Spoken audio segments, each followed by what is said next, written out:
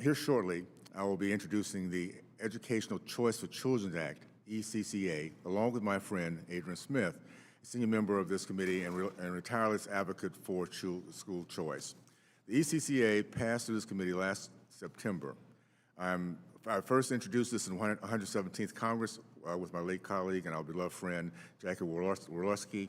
Jackie was a joyful champion of policies to ensure every child, every parent, had resources and education they needed to succeed.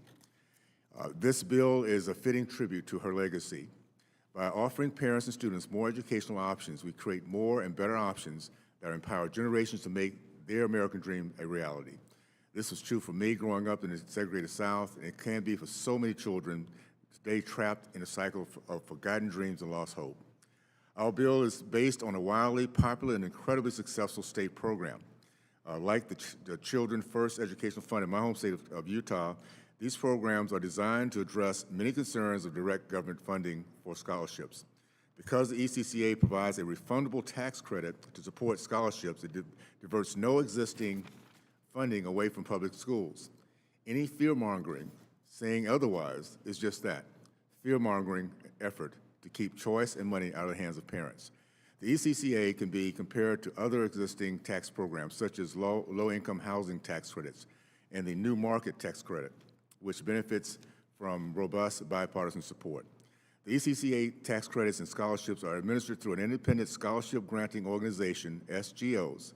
These SGOs both allocate non-refundable credits to donors and select those families who will receive scholarships, guaranteeing that students in all parts of the country, not just cities and suburbs, can participate.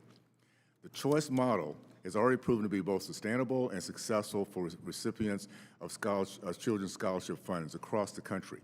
In Philadelphia, 98% of 8th graders graduated from high school on time, and 70% of enrollments in some of these, some form of post-secondary education within 1 year of graduating from high school.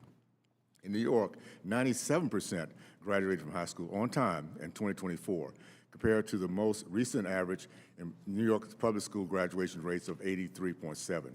In Baltimore, 97% graduation rate with 84% enrollment into college. Compare this to a 2017 California Department of Education study in which 75% in the most anti-choice state in our union could not pass standard reading and writing tests. An educational system that normalizes the failure to read and write is unconscionable and should not be linked with the word education. Ignorant and free can never be harkens to the vision and foresight of our founders who considered education in pursuit of knowledge as fundamental to free and open society. Our Constitution enshrines the right to life, liberty, and pursuit of happiness as a vision of our Heavenly Father that puts value on every child and every life, regardless of race, creed, color, or zip code. Unfortunately, many children across this country, particularly Black and brown children, lack basic reading and writing skills, are discouraged from fostering pride in our country, and are taught to embrace victimhood as a virtue while perceiving hard work and merit as vices. This combination of challenges make the pursuit of life, liberty, and pursuit of happiness unattainable. Adrian Smith and I are fighting today for the heart and soul of our nation.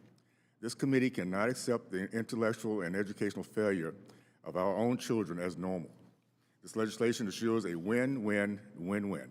A win for the parent to see their children reach their potential, a win for educational community to allow competition and meritocracy, a win for American citizen donors seeking to reduce their tax burden, and a win to allow the investment of our most precious product, our children, to become happy, productive citizens in our country and in our communities. I look forward to continue working with my colleagues here today to again pass this bill through the Ways and Means Committee. The ECCA is a transformative, innovative, empowering for parents and liberating for their children, all based on the agreement that every parent should have the opportunity to choose the best educational pathway for their own child. I urge this committee to expeditiously consider and pass the Educational Choice of Children Act. Our children desperately need it. Thank you, and I yield back.